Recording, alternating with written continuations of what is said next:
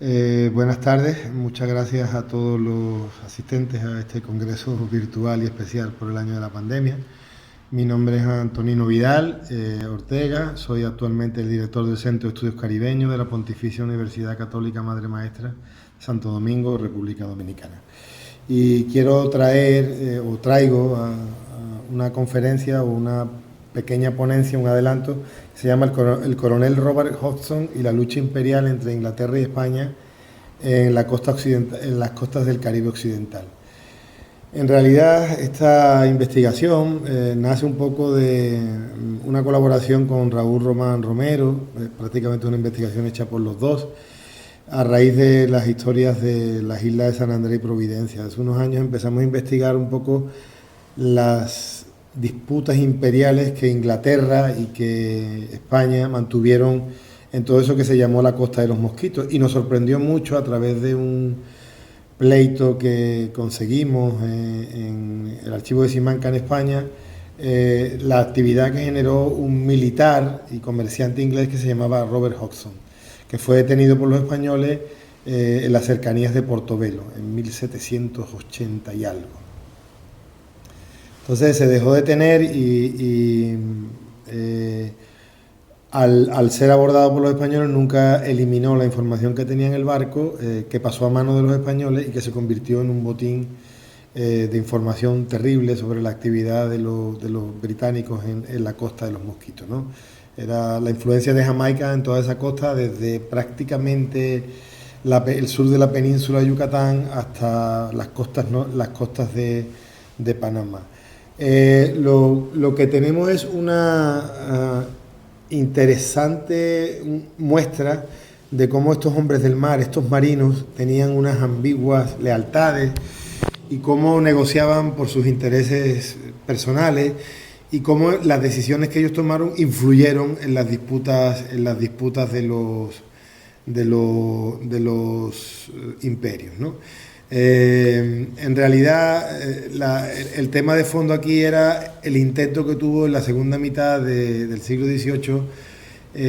Jamaica. Desde Kingston se trató de llevar varias veces a invadir el Nicaragua y tomar el lago de Nicaragua para tratar de conectar el Caribe con Realejo en el Pacífico y abrir una vía de comunicación que permitiera a los ingleses romper el imperio español por su cintura en el istmo centroamericano y acceder a los mares del sur, que le abriría la oportunidad de un comercio inmenso. Los ingleses los intentaron en varias ocasiones, pero como tuvieron varias expediciones,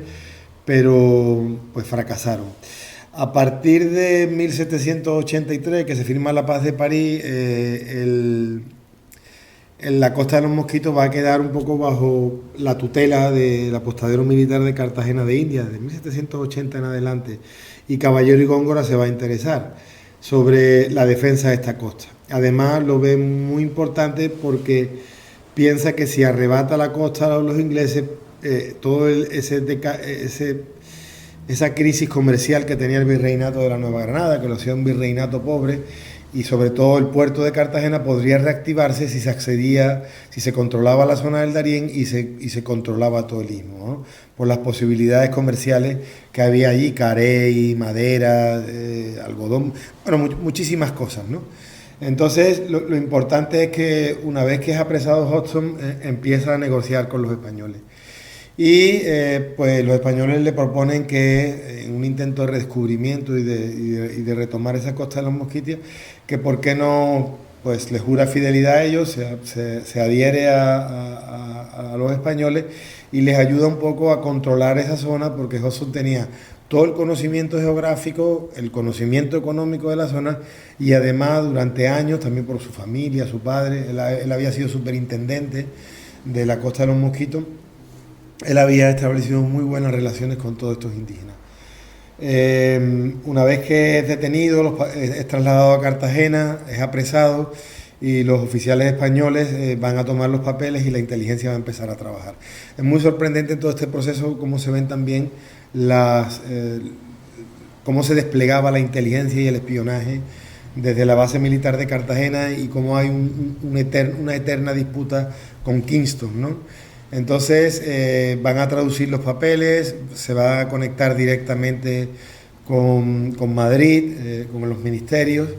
y pues se va a empezar a negociar. Entonces desde Madrid Hobson propone Góngora propone que Hobson forme parte del Imperio Español, pero el rey Carlos III tiene muchos recelos, se le dice que negocie y que se le trate de convencer de otra manera, pero que darle grado en el ejército español sería muy complicado, porque Hobson pedía negociar y que le reconocieran el grado, que le fueran a dar muchos privilegios. Finalmente, después del armisticio fue en el 83, después del armisticio de la paz de París, Hobson debe dejar de ser cautivo y se vuelve a Jamaica. Ahí nuevamente se va a Bluesfield, donde tiene su base de funcionamiento, y a San Andrés, pero en el 85 los ingleses son impedidos a abandonar todas esas costas. Entonces Hobson, al haber sido prisionero de los españoles y a tener unas grandes disputas en Jamaica, porque hubo varios intentos de la toma de Nicaragua y hubo muchas facciones y disputas entre los ingleses que quizá contribuyera al fracaso de esta expedición, aunque también al buen desempeño de los marinos españoles, que derrotaron en varias ocasiones a los ingleses. Hobson va a verse abocado a volver a negociar 2 años después con el virrey Góngora, que le va a solicitar que venga a Cartagena. Para ello, Hobson solicita que le permitan salvoconducto para él y toda su familia, porque él no quiere abandonar los territorios de las costas de las Mosquitias ni las islas aledañas con el resto de los ingleses, a los que considera gente de baja estopa y que él tiene estudio. Él es un ingeniero, de luego. Entre sus informaciones incautadas había una cantidad de planos y de informes de toda la costa de los Mosquitos. Él la reconoció interiormente, exteriormente, tenía planos, había construido. En fin, era un personaje. Finalmente, Góngora, con la anuencia de Madrid, lo vuelve a traer a Cartagena, cuesta bastante tiempo, y le propone que no le puede dar el rango que quiere militar, porque el rey no tiene disputa, pero sí le puede permitir salvoconducto de su familia en todo el archipiélago de San Andrés y Providencia, y en los cayos aledaños a la costa de los Mosquitos, y en Bluefield, donde él tenía sus mayores intereses comerciales. Finalmente vuelve a Londres. En Londres no consigue tener el apoyo suficiente, y en Jamaica es denigrado por sus adversarios, que lo amenazan. Vuelve a Bluefield y Góngora inicia una intensificación de su campaña para negociar, y en 1787 lo logra traer nuevamente a Cartagena, donde Hobson jura fidelidad a Carlos III y le promete ayudar le hace un plan de intervención sobre la Mosquitia, a donde solicita soldados, algunas construcciones, un barco costero que le permitiera controlar el comercio, y que fueran misioneros a ayudar a convertir a los indios misquitos. ¿Qué es de interesante de este proyecto? ¿Qué es lo interesante de todo este pleito que he logrado, que dura entre 83 y 87, desde que lo toman? Lo importante es ver, por un lado, las reacomodaciones imperiales de Inglaterra y de España a finales del siglo XVIII, con los tratados de paz de las guerras europeas. 2, también las negociaciones, no solo entre españoles e ingleses, sino que también los pueblos costeros, sometidos por más de 3 siglos a la interacción, mestizos, zambos, entre ellos los mosquitos son súper interesantísimos, los darienes, negocian en función de sus intereses con uno u otro imperio, aunque son de simpatía por los ingleses, ¿no? Pero cuando tienen que negociar con los españoles. Luego también cómo estas actitudes y estas tomas de decisiones de los hombres del mar influyeron en las políticas imperiales, y sobre todo en estas fronteras, en estos márgenes porosos de difícil control de ninguno de los imperios. Hablar de ingleses y de españoles es un eufemismo, son todos hombres mezclados,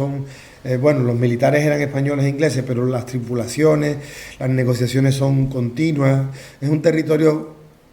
fronterizo, poroso, de negociaciones continuas, ¿no? Y por último ver las desconexiones de los territorios americanos y los españoles. Este territorio le tocó defenderlo al apostadero de Cartagena y al virrey Góngora ante el miedo al descubrimiento que los ingleses querían tomar el istmo, pero era un territorio que pertenecía a la Audiencia de Panamá, con las que hubo una comunicación contando los avances de las negociaciones, pero siempre la comunicación era a través de Madrid. Entonces, pues lo que nos demuestra esta pequeña investigación es todas esas dinámicas de este Caribe fronterizo, muy influido por los intereses comerciales, por los intereses particulares y esas lealtades ambiguas de todos estos hombres del mar. También la posibilidad que vio Caballero y Góngora de afianzar esos territorios, afianzar su conocimiento. Hay toda una cantidad de expediciones de los marinos españoles que hacen cantidad de informes de las islas, de los litorales, de su producción, de sus poblaciones, para con ello potenciar y relanzar el comercio de una Nueva Granada que era un territorio pobre y que estaba sumida en una crisis comercial muy fuerte, tomando como ejemplo a Cartagena, que era un puerto subsidiario con los situados militares y con unos comerciantes muy sometidos a los intereses del interior y con poca actividad comercial de envergadura. Bueno, eso es todo. Espero que pues la ponencia pueda resultar interesante. Son unos avances de todas estas investigaciones, todo este territorio complejo que estamos cambiando la forma de entenderlo, y sobre todo que ahí está inserta la isla de San Andrés y Providencia, que tienen una historia muy vinculada a todos estos circuitos de la costa de los Mosquitos y de Jamaica. Por tanto, pues dejo ahí la presentación, recordar que es un trabajo hecho junto con mi colega Raúl Román, y pues tener la esperanza de que sirva para que otros investigadores se hagan preguntas, para que nos cuestionen y para que aprendan a ver también las perspectivas que desde el virreinato se tenían de esta rica región del Caribe. Muchas gracias y espero que la conferencia haya resultado clara.